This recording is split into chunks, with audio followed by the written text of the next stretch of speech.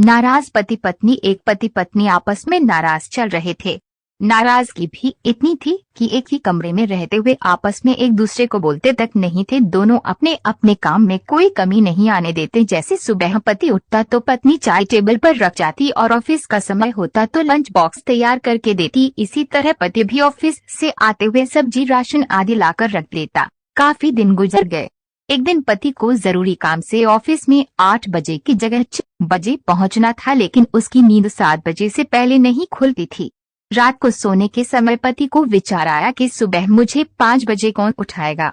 पति के दिमाग में एक उपाय आया और वह एक पर्ची अपनी पत्नी के नाम लिखने लगा। देखो मीना, मुझे सुबह ऑफिस जल्दी जाना है, इसलिए मुझे 5 बजे जगा देना।